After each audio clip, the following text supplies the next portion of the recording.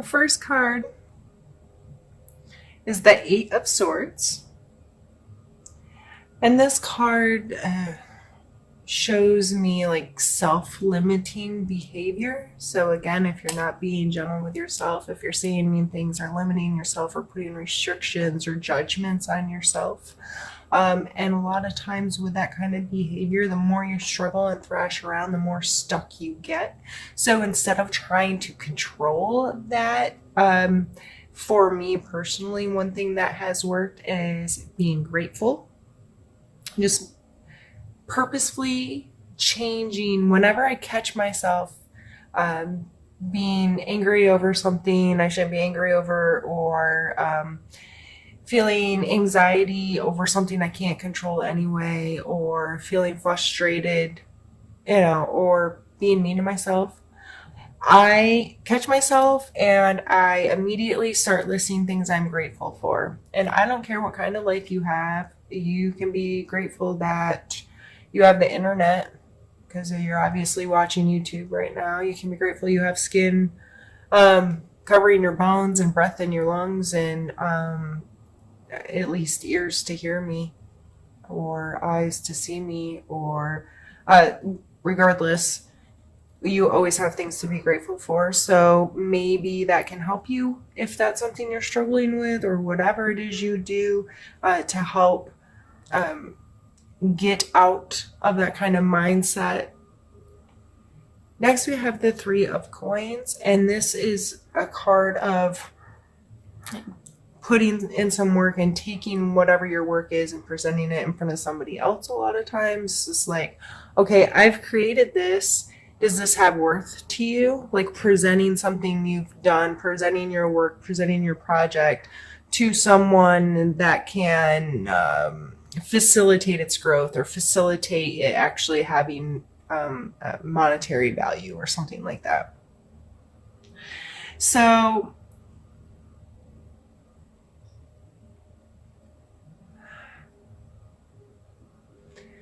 I feel like you have something brewing, you have something you've been working on, you've been putting in some work.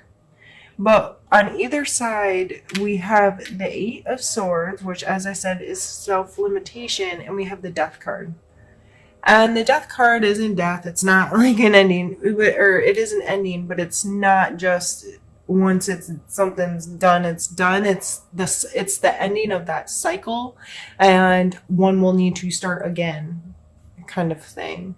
So it's a transition. It's this has to be completely done in order to do something new. Most people can relate to this in like relationship stuff. Like you can't start a good, healthy, happy relationship if you're still holding on to an old one, kind of thing. So I just feel with this coming in the center that you have to get to a place where you can stop this behavior in order for this to progress. I'm going to pull some more cards and see what else the story has to say.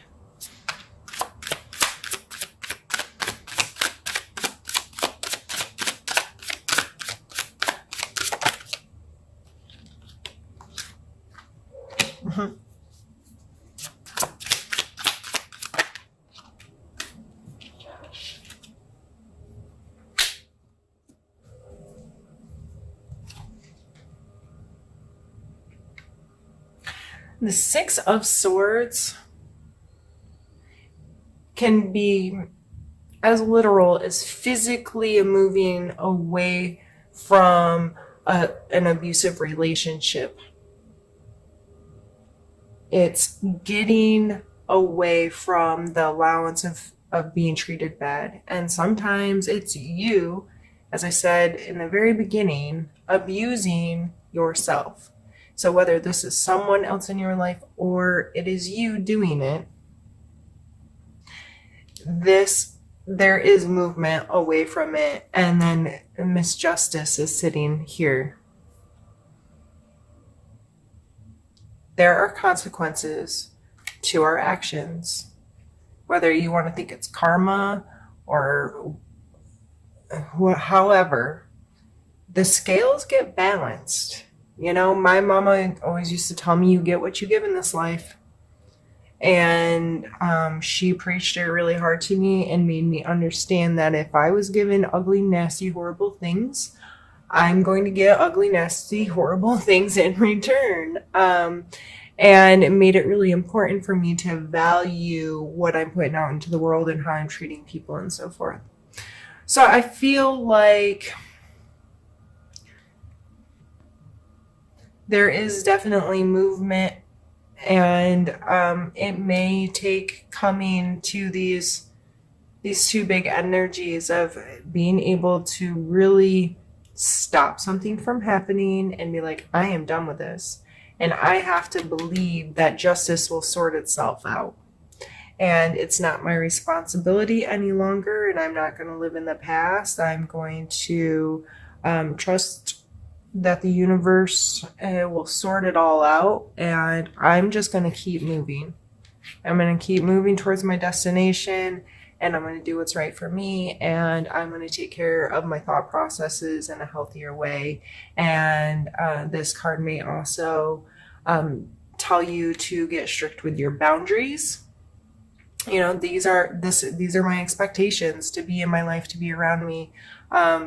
If not, you can move on. That kind of energy may also be associated with this. Let's pull a few more cards for you, Cancer. I just can't shuffle. I'm not taking it. All right, cards, get in my hand.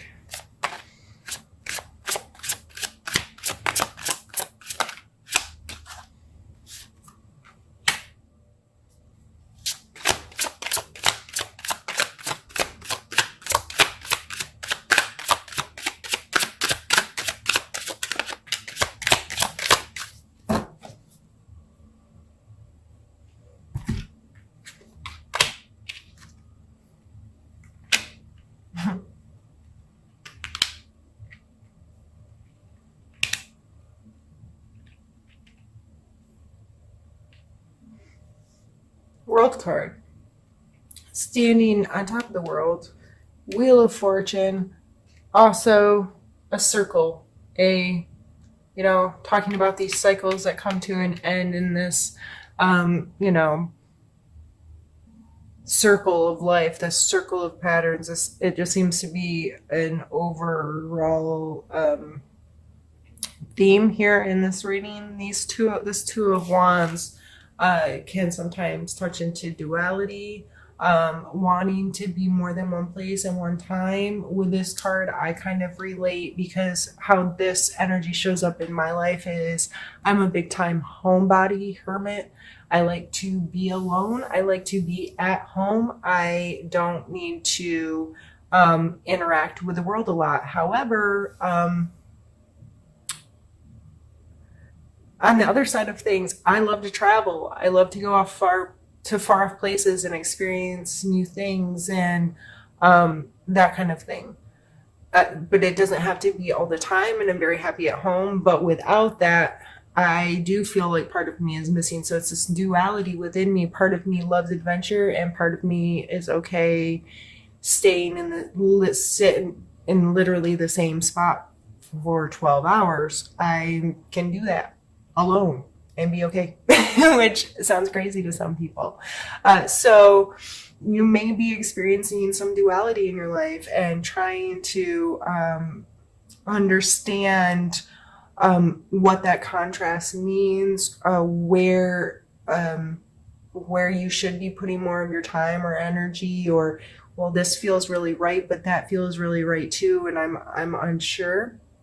I think when it all boils down, with the World card and the Wheel of Fortune coming next, the World card is an understanding of those cycles, an understanding of that completeness, that wholeness, this never turning evolution of what the world is. And the Wheel of Fortune card reminds us that, I don't want to say like a roulette wheel spinning, but because that's not how I usually associate the Wheel of Fortune. But again, there are cycles, things will come back to you, your karma will come back to you, but also you don't have any control over how this happens. It just it runs its own course in its own way for its own reason. And you just have to trust that you're in alignment with receiving the good out of life and receiving the abundance out of life and feeling this wholeness. So, overall, in this reading right now, okay, I had to check my time because I'm afraid now I'm like getting paranoid about it, like turning off on me.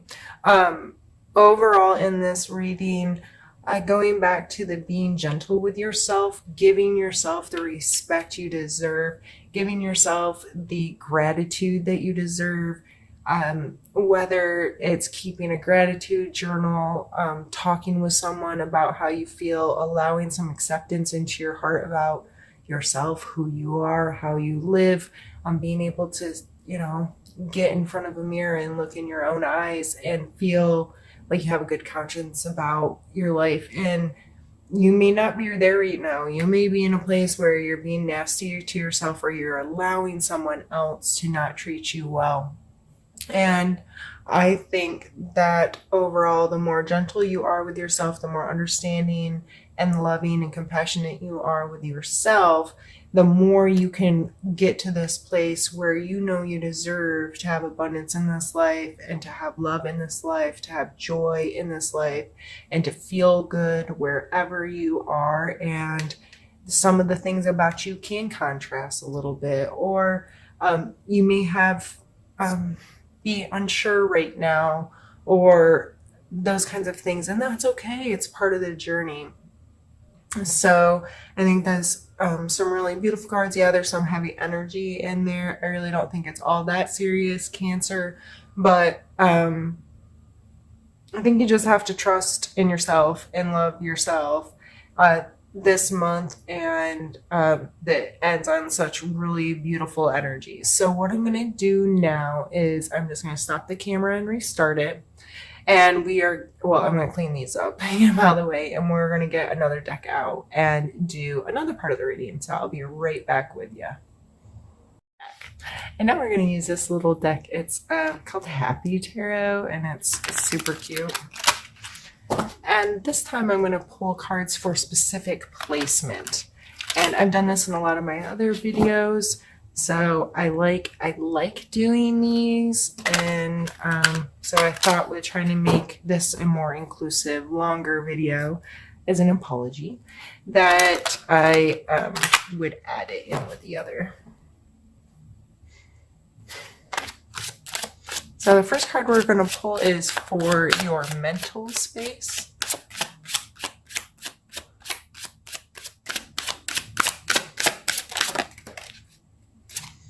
I guess we got two.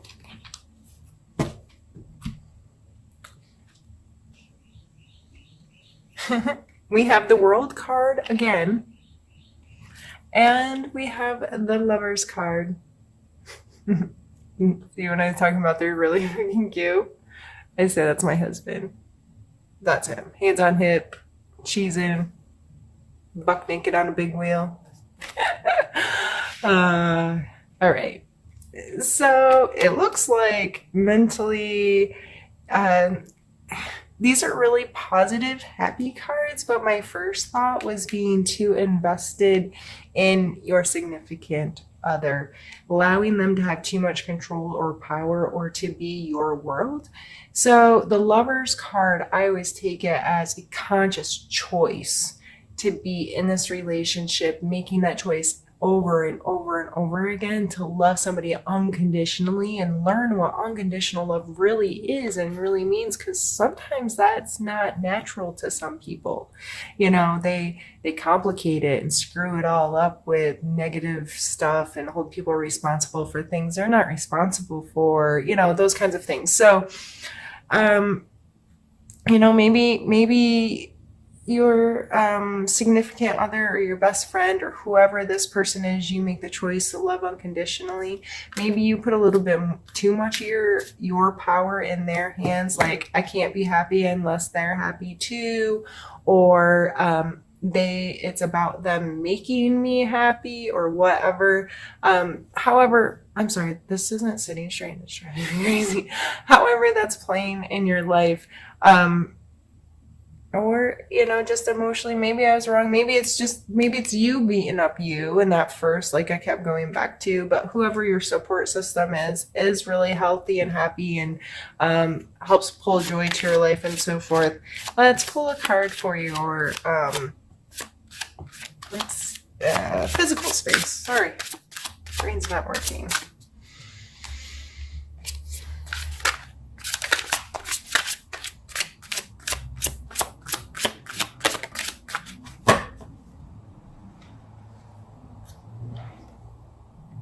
Ten of Swords. Is there an injury or something? Like, is that why you've been really hard on yourself? Is that why you need to be gentle with yourself? Is that why you're stuck in a spider web? Have I been reading this wrong the whole time? Because the Ten of Swords, like, they're like dead, right? They look dead. Finito, tired out, worn out. But as soon as that card came out, which I probably usually don't associate with an injury, but that's my first thought, it coming in the physical space. Are you laid up for physical reasons? Regardless, still take the same steps to get healthy. Dealing with your mental space and being really super duper kind and gentle with your emotional and mental and spiritual space can definitely help you heal physically. So I don't change anything I said before, but physically, regardless if you've hurt yourself or not, it looks like you're like down for the count, worn out. You're possibly doing too much and putting too much work in, or taking on things you don't need, or sticking more of those swords right in your own self. Going back to earlier with the Eight of Swords, self-limiting behavior. Let's see where you are emotionally.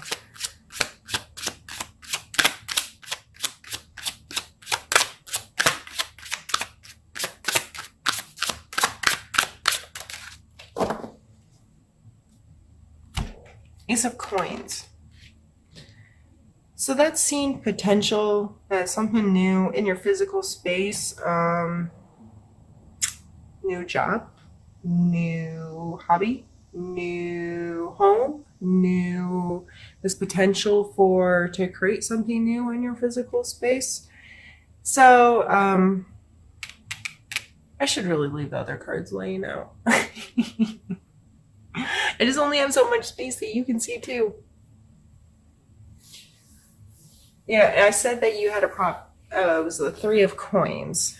And see, this is the problem. I do a reading and people ask me about, like, down the road.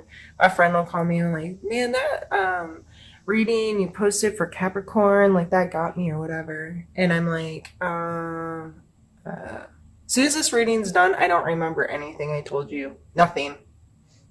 It's weird that it happens that way, but I never remember what I read.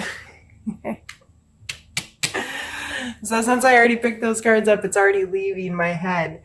So if it is a new job, if it is a project that you're just now getting to the point where you feel like you can put it in front of other people, or you've gathered enough information, or you've gathered enough resources, that's what I really see that Three of Coin as. It's new and exciting, and you're emotionally attached to this stuff, and that's maybe why you're beating yourself up in self-limiting talk, or not respecting yourself enough, because you're too emotionally invested in something that doesn't.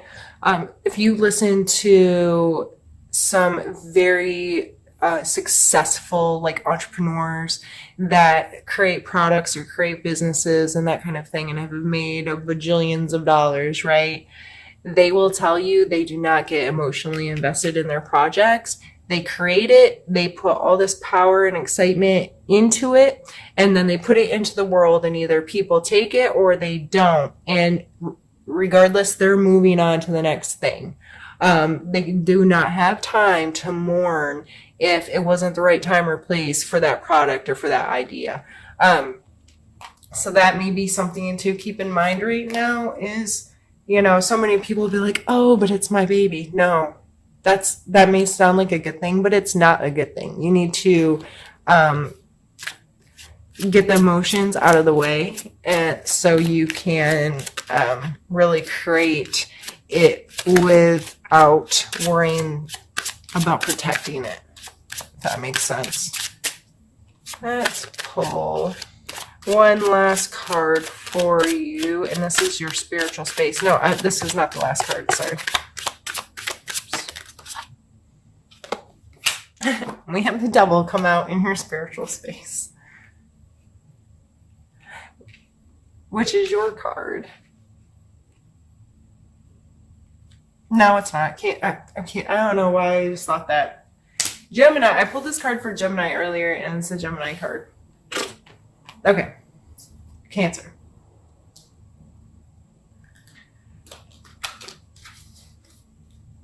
Bad habits or a control situation may be in your spiritual space this month. And maybe, so this card talks about things that control you rather than what you control. So addictions, bad habits, giving your power away to someone else.